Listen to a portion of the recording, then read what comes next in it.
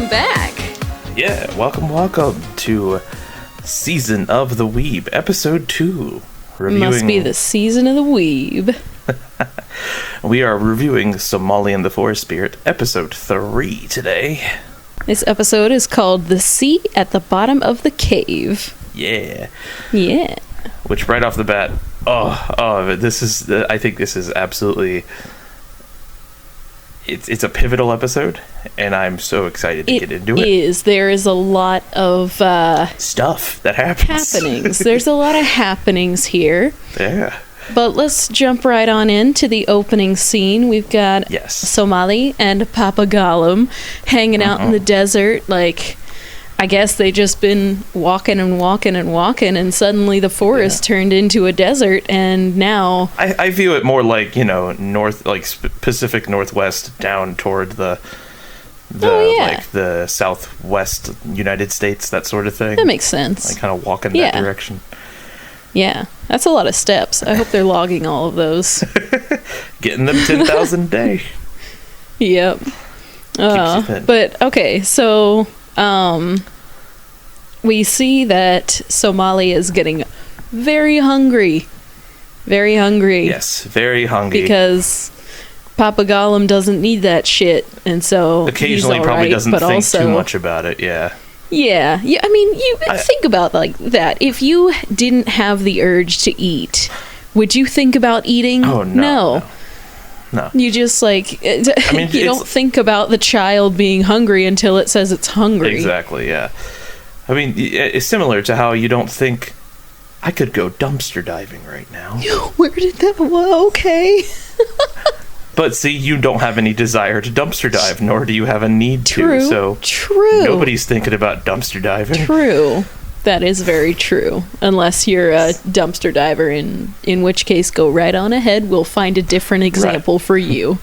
Yes, sorry. No means of offense. I just meant most people don't. Oh, no. I got what you meant. Yeah. So, I really liked when they came up on like the city. Oh, anthill? Oh. Yeah. So, okay. They said it was an anthill later.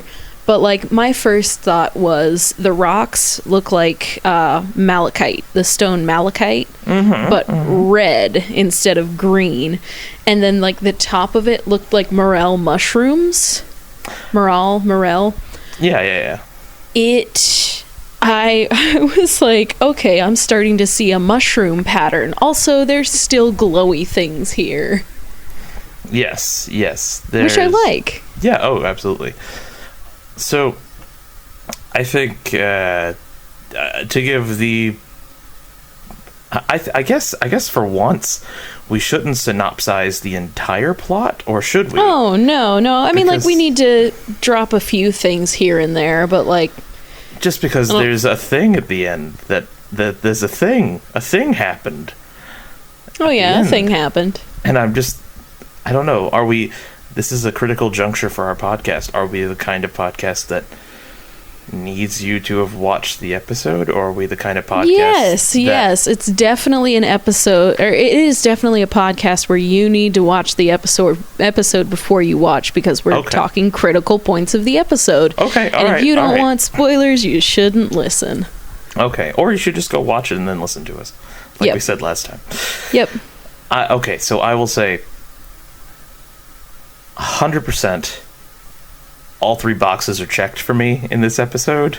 Oh, all three, like our little trifecta of plot, character, and setting. Like, the setting satisfied everything, because like, as much as my only phobia in the world is freaking insects, and and it's not the only thing I'm afraid of, but it's the only phobia I have. It's big. It's big. Yeah, it's terrible. Ugh.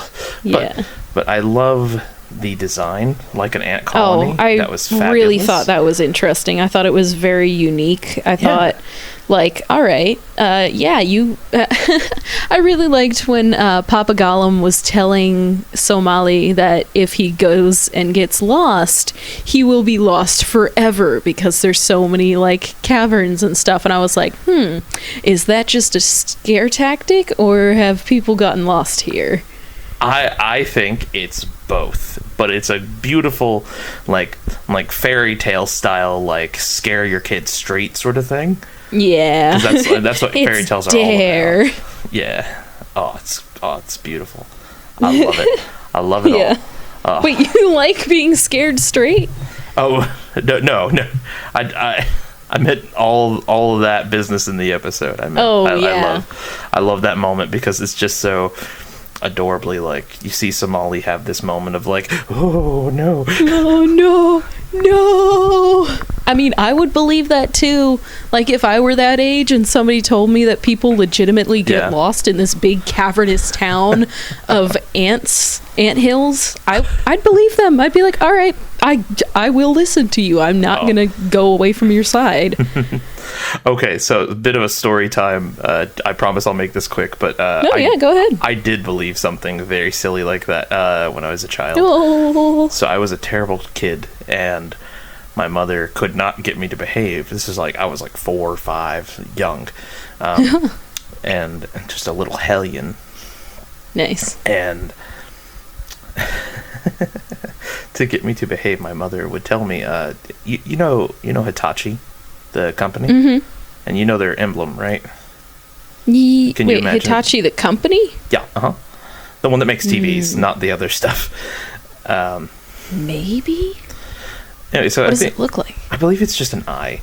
Yes. I know what you're talking about now. Mm-hmm. So we would drive by a manufacturing or distribution center. I don't remember which one it was, because we lived in Atlanta, big hub for, transportation and distribution and stuff. And so we'd drive by that every time she was going to drop me off at either school or daycare or whatever it was. And so the only way she would get me to behave was like pulling over and being like, do you see that factory? You see what's in there? You see that symbol? Oh, no. That symbol is from the aliens. And the aliens came down here, and they, you know what they do? They take away bad little boys and bad little children. No, see, my mom just, whenever me and my brothers were fighting in the back, she'd pull into a police station to tell us she was going to drop us off. Nice. There were no aliens, just straight up police. So my mom kept with that like for a long time, and eventually I could start to tell the bluff of like, okay, she pulled over and it didn't work. They make TVs. Right. Well, I didn't figure that out for a long time. So when so it started to not work, and she would have to pull closer to the building and closer to the building. At one point, she parked in front of the building. Oh gosh! Like where the workers park.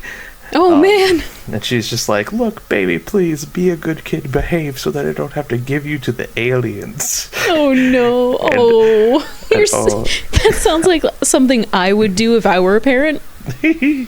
I think it's something that I'm going to do when I'm a parent. Do it.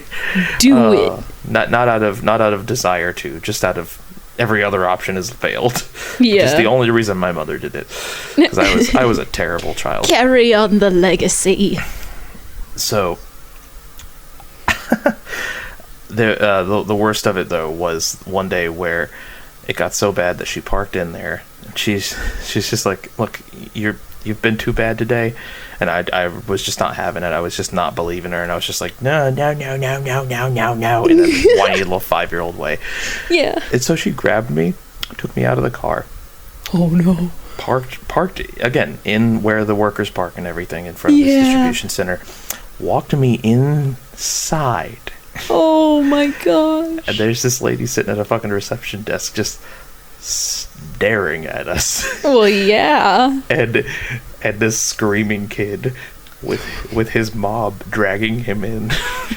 Oh. And she just knelt down, and it finally did the trick of like, you know, like me seeing all this and being like, oh, she looked around, she was just like, she knelt down, she's like, you see all these people, they work for the aliens.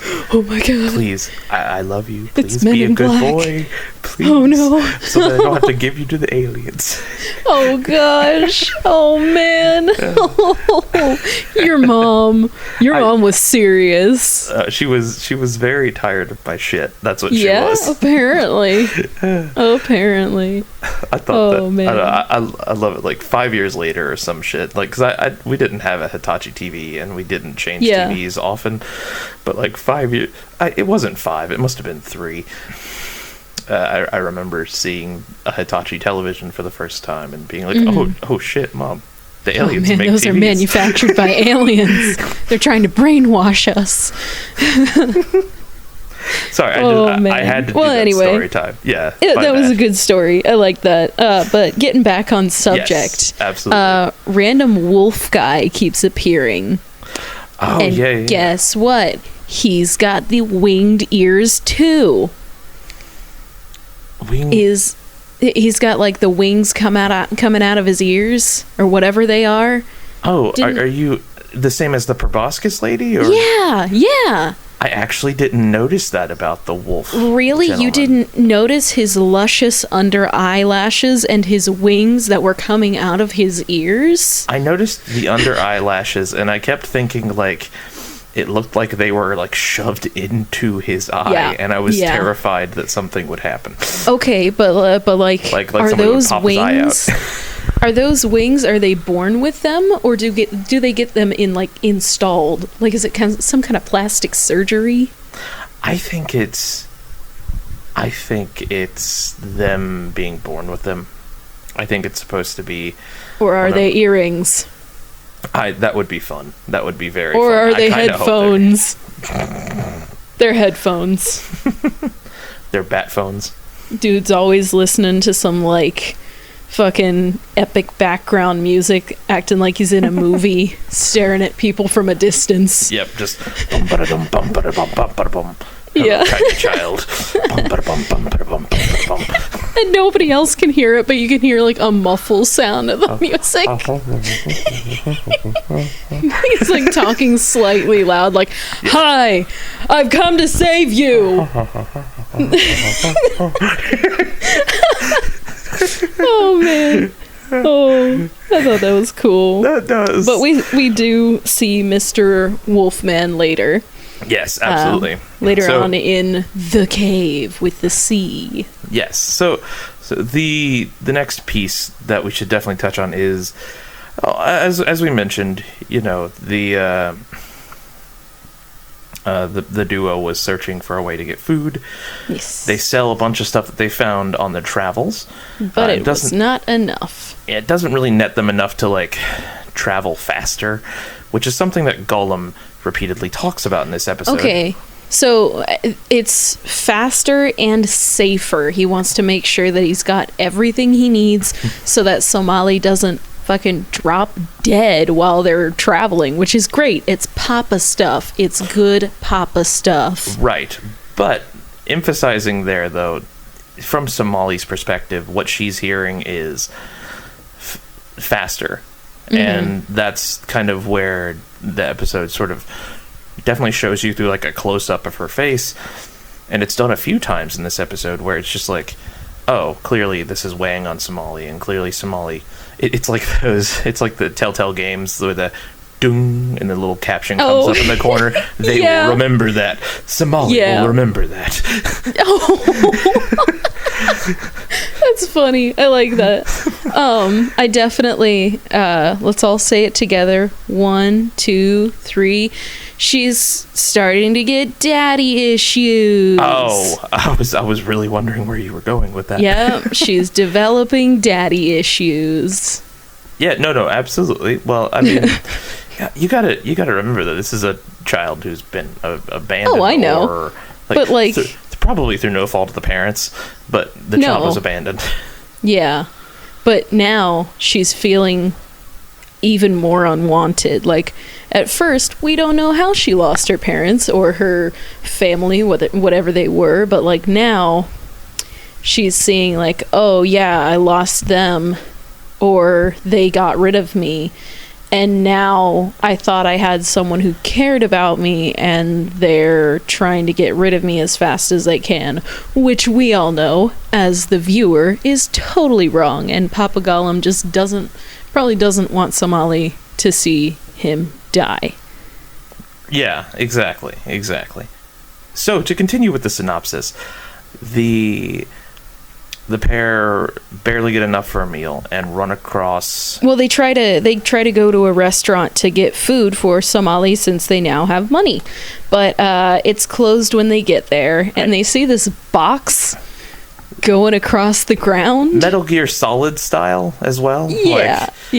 And Somali goes over and is like, bitch, I wonder what that is, and yeets it off the top of what we find to be Kikira, who is a little fluffy they call them woolly shugaras, but I'm not... Shurigata. Okay, that's what it is. Shurigata. Which I'm not sure what that is, but basically... It looks like some kind of deer. Humanoid deer bunny. Yeah, deer bunny. Yeah, humanoid deer bunny. But anyway. And yeah, they run a restaurant, and the dad comes out and is like, you're trying to sneak away from work, aren't you? And he's like, no. But they get invited in.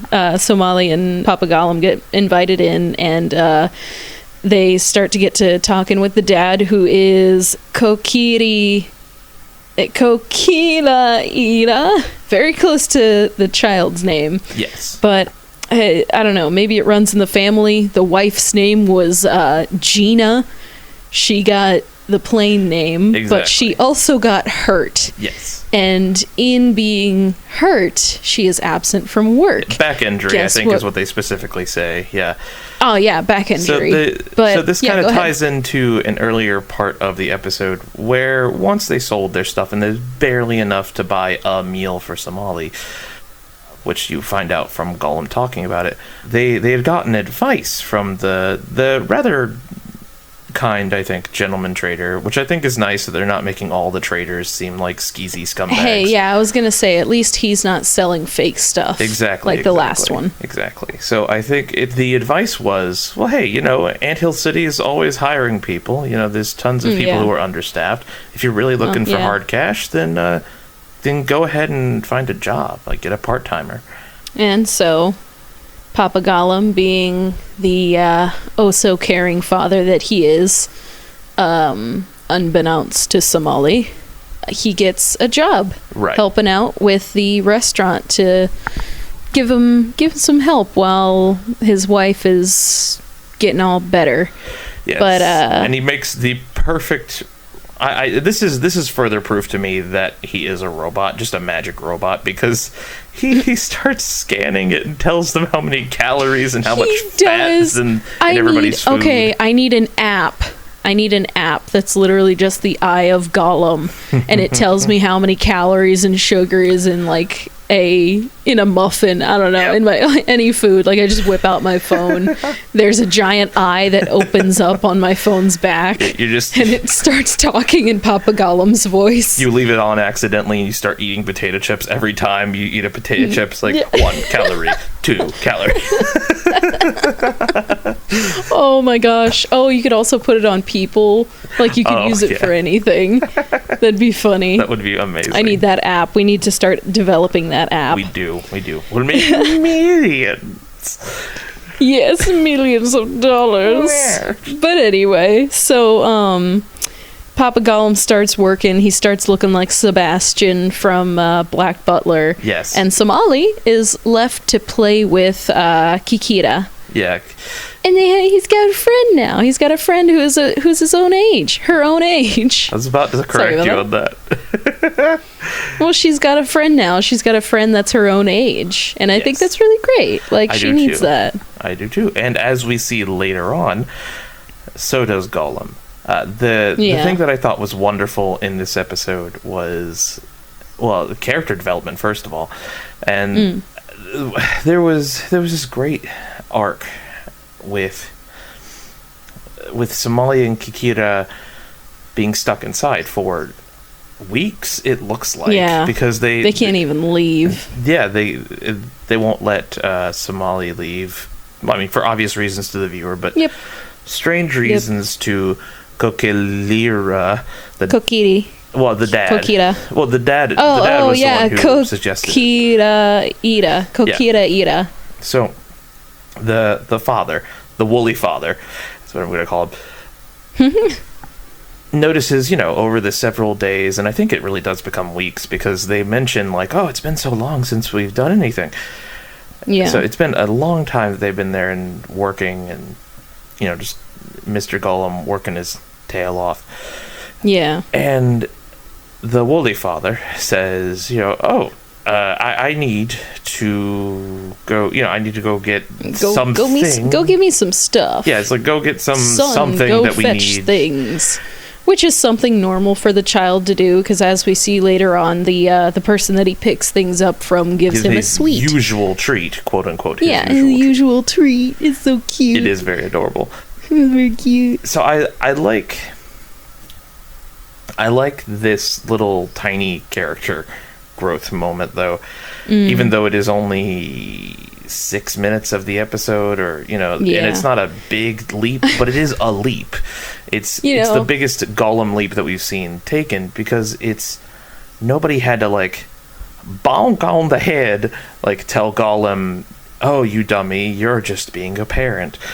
Gollum kind of figured something out on his own, which was emotion. Right. Well, with that, there was a moment where it gets suggested, oh, Kokira, go get me things from town, and the woolly father says, oh, Somali should go with, it'll be great. And this Gollum blows up. Gollum's like, no, is not part of the deal. No, you stay here. Yeah. So and there's this, like, admittedly, I feel like there's this big, like, tug of war where Somali feels like, yeah, he doesn't want me to leave his sight, but also he's trying to get me away from him as fast as possible. And then we cut to that scene where literally everyone else in town has this big, like, relationship moment with their parent, and you see everyone who's, like, super great with their parents. I don't know. You know that scene that I'm talking about. Yes. Yeah. Exactly. Yeah. That scene. That scene that happens whenever somebody's like, "Ah, yes, I'm very single," and then you cut to a scene where everybody else is in a relationship but you. Right. Right. Same. Right. I would say honestly that didn't hit me this episode as hard as it did in episode 1, and I think they were a little bit more like hit you over the head with it in episode 1. This episode I think was a little better about that, but it was still there. I would say the thing that really fascinated me was that Gollum came to this conclusion on his own that, like, Kokira objects when Gollum says no and says, I'll protect her, I'll keep her safe, I'm her friend, things are safe here, it's fine. And Gollum kind of realizes, like, oh, right, people care about other people, and it's important for them to care about other people. Yeah, and he shouldn't keep Somali locked up. Right, and I should let her go enjoy this friendship. And the two dads, the woolly father and Papa Gollum, even have a conversation exactly about that after they leave, because the woolly father apologizes and he's like, hey, I think I stepped over my bounds here. Sorry about that. I just figured they're good friends. He just seems to really like your daughter. Task. And then, Papa Gollum reciprocates with like, no, you're right. I don't want to take it lightly that Somali has actually made a friend either. Which I thought was beautiful, because nobody told him that. He developed it on his own, which is great. It's character growth. Huzzah! It is. Huzzah! Which is both plot and character. Yeah, it's both. I like that too. I really enjoyed the development in this episode, which I didn't expect till later on. I thought this was going to be more of a chill episode, but I liked it. I really liked it, and your prediction was spot on though. Episode 3, plot happened. Plot happened. Oh, I was right. I did say that. Huh. Well, Yeah, that's when the ball gets rolling. That's when you know everybody in the show, you know the story. So here's when we start developing things. But we did get kind of a cliffhanger at the end of the episode. We did. It was nutty cuckoo. And let's finish out the synopsis so we can sort of lead right into that. Yeah, I'm kind of transitioning. So Somali and Kokira go and get the stuff. They get the goods. They get their buns. Yeah. They sit down. They're having their buns, and Somali starts crying because blah, blah, blah. She thinks Papa Gollum is going to leave her after... Yeah, doesn't want her anymore. Yeah. So... Kokira suggests that they go underground and get a special flower that will grant them a wish if they bring it above ground. So the both of them being like, oh yeah, we can fix this, we're kids, but we don't think very well. Yeah. They go down into the undergrounds and they have a good time. It looks like it's going well. They're in this big luminous cave and everything's pretty, absolutely gorgeous. Yes, there's no catches, but then so I would like to just really quickly slide in and just put in one little comment of the fact. I think the best piece of scenery and like setting development in this episode is the fact that it's an urban legend that if you bring a flower back up to the surface, it'll grant you a wish, which is just like that is so a thing that happens in big cities, like urban legends and like kids talking and kids like just making up stories, or like, oh, I heard it from my cousin who said this, who said that from it, who heard this from his like best friend's cousin's sister's brother, whatever. Which makes you think, like, is this flower actually legitimately going to grant a wish? Or is it literally just a pretty flower that has a story told around it? Yeah, and it is, at least as we see, a soupçon of danger around getting one of those flowers. So, it is very, it fascinated me to hear that, because it was just, that was so, like, both relatable, but also it hits another notch on the setting development, and it's just like it's a detail that the animators and the writers did not have to have in there, but they chose to, and I love that. Sorry, it was good. I liked it. I'll let you continue. Right. I just wanted to put some love out there. Just kind of setting up the story. So yeah, they go down and they get this mythical flower, and as Somali is picking the flower, this giant mushroom with eyes. Okay, this anime, I have a note here that says eyes, mushrooms, glowy things, and village shopping strip malls. That's this anime. So far. Yeah, that's but like, man, much. This giant mushroom with underneath, like where all the spores and stuff usually are, there's an eye. Why isn't there a creepy eye? Or why wouldn't there be? Indeed. And it gets the idea that it's like, oh yeah, Somali looks pretty good. I think I'm gonna try and eat it. But as it looks like it's about to attack, Mr. Wolf comes in with his feather earbuds and his crossbow, all D&D style, continuing last time. And his crossbow. This was that really intensely dramatic D&D session where at the very end there was a fight with a giant mushroom monster. And the guy's a furry. Yeah. But so yeah, that's kind of where everything leaves off, as the kid or the wolf guy comes in and he shoots an arrow in the eye of the mushroom, and the mushroom goes away, and he's like, finally I found you, talking to Somali. And I was like, oh shit, cut to what's ending. gonna happen next? Yeah, it was, what's gonna happen next? Dun dun dun. Yeah, that was intense though. It was I loved it. Mm-hmm. So it was. I'm excited to see what next episode will bring. Will this be friend? Will this be foe? Is it just somebody who's like interested in figuring out what's going on? Does he know that Somali's a human? Yeah. Does he know a little bit of Somali's past? We won't know. Tune in next week. Do we want to throw out predictions?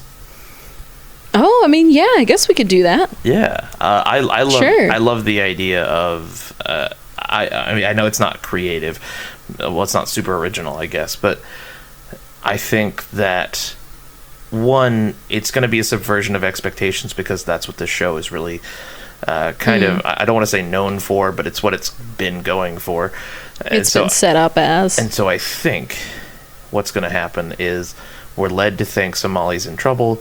It's actually that the wolf guy is just trying to keep peace and keep kids out of here, and knows I almost called him the baker's son, but he's not a baker. He's just a restaurateur. So I think he knows the restaurateur's son, Kokira, and that's who he's actually looking for, not Somali. And over the course of episode 4, though, I do think, with his big old wolfie sniffer, he's gonna sniff out that Somali smells awfully tasty. Yeah, because that cat knew. Exactly, just by smell. Yeah. Well, I personally think that, in the beginning of the episode, we saw the wolf guy observing Somali and Papa Gollum as they were just walking around the town. So I think, around that time is probably when he started to smell human beans. Human beans. Yeah, he probably started just being his slinky self, I think. And I feel like there's going to be a positive note. He's not going to be some kind of aggro guy. But I don't necessarily think so either. I'm interested to see. Yeah. That's like you said, that's kind of the way this anime's been set up. Yeah, I think he'll figure it out, but I don't know how he's going to react. I would assume he's probably like a cop or something, because he's got a weapon. Potentially. And we haven't seen a weapon in this anime yet. True, it is the first weapon. Yeah. I would love to do a quick little 3-pronged breakdown of just the specifics, just calling out the hits for character, setting, and plot. Sure. Do you want me to go or you to go first? You can go first. Okay, so for me, absolutely, like I mentioned before, the character development this episode was top-notch. It actually showed Gollum learning and growing.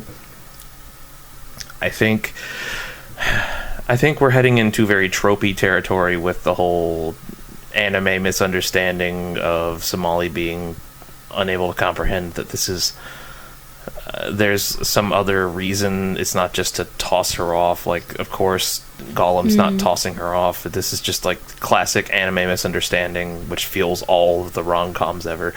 But but I will say, classic anime understanding works when you're dealing with someone who is like 4 or 5, Yeah. So that is kind of a thought that you would have, because maybe you aren't old enough or experienced enough, especially in Somali's case, experienced enough to have witnessed that people do things without the purpose of...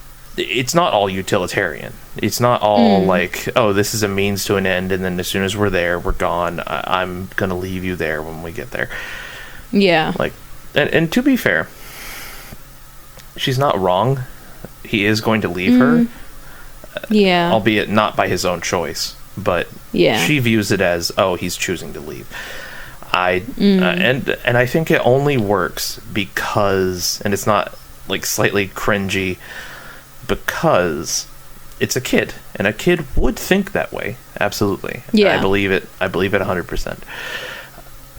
The setting, I love this. I thought this was so creative. A town made to look like an ant colony is a hilariously beautiful idea. Yeah. I love their money. It's done like a mix between like Mayan rope knots or Aztec rope knots. I can't remember which civilization did that. And and a mix between them and like, what are they called? Yuans, the coin in China with the hole in the middle. Oh yeah, the whole money. I get what you mean. It was like a mix between the two of them, and I thought great. It was pretty cool. Great design, great detail. And money shows up a lot in this episode, actually. It does. Yeah, so it's a big theme. It is in this episode, yeah. Which I think plot-wise, this is great. The plot of this episode is money worries have got Dad down, and because it's getting Dad down, it's having an adverse effect on the child, which is another ultra relatable topic for the real world. Yeah. I cannot tell you the number of times, because I grew up with a friend who was basically destitute, and was in that sort of situation constantly of like, I live with dad, and dad is constantly broke. Dad works by himself, and dad barely makes enough money to buy food some weeks, and some weeks he doesn't. You talking about me? No, I didn't. No, I grew up with. I grew up with a single dad who had 3 children. We were, we had money to eat, but we were definitely not rich in any sense. I hate that for you, but no, I meant someone I actually grew up with. You'll probably I was adding my own. You were making a joke. I'm sorry, or not really. Well, I was just saying, like, I too, I can understand that. Empathizing, fair enough. Empathizing, yes, that's the word. Empathy. Yeah, so I've seen that, and I've seen like that kind of does affect people in that way, and so that like hit pretty hard and hit like a very relatable note for me as well. Not as relatable as you, obviously, but still I can sympathize with it, and I've watched it happen to friends of mine when I was a kid, and that is always rough, and it's heartbreaking because he's trying so freaking hard, and she's just it's not her fault, but there's just a small missing link of information and communication, which I'm sure they'll hash out in the next episode, but it's just it's like almost there, and it's heartbreaking that both sides are trying so hard. So I think that's my like plot setting and character. Wow. Well, I think you've covered it pretty well. Everything that you said kind of covers the bases that I was going to talk about. I really love the setting of the town. I really like the new characters that we bring. Like, it doesn't stick to 4 different species of monsters. Like, there's a bunch of different ones instead of just like 1 or 2. Yeah. And they're not like generic, like, they're a mix between a bunny and a deer, or like a wolf, but it still looks very unique. And the plot wise, I like that we had more to think about, and it is a simple thing, but I mean, you go through specific things as a kid. Nobody goes through them at the same time, but we all kind of go through that same thing every now and then. So that's just Somali's little thing. Absolutely. And I loved the way that this tackled both just the financial issue and the issue of it's hard to communicate as a kid, it was a very simple premise.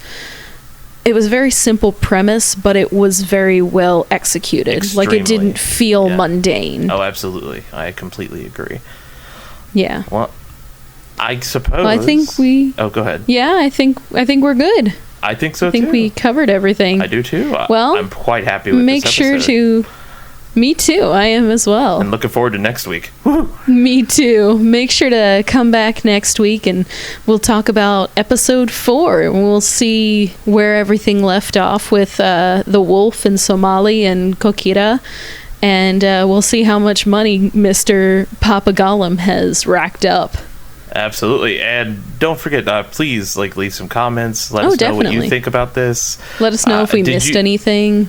Yeah, did we miss anything interesting or important? Did we miss some sort of critical detail that's going to have a big hint in the next episode? Yeah. Let us know if you're watching this. If you're watching this in the future, or listening to this in the future, let us know how did this shake out for you in terms of the overall arc of the story.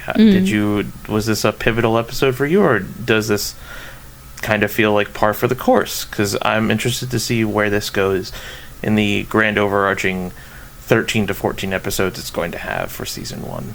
And if you've read the manga, don't spoil it. Please don't spoil it. Please don't spoil the manga in the comments. Absolutely. No. And I know anime can kind of stray from the manga sometimes, Full Metal Alchemist, but let's keep it fair. Let's keep it spoiler free in the comments. Yeah. All right. Well, thanks for podcasting with me, Russell. Absolutely. Anytime, and I'll see you next week, Kat. Well, I'll see you next week. Well, I'll talk to you during the week, but we'll talk to you guys next time. Oh, yeah. Bye. Bye-bye.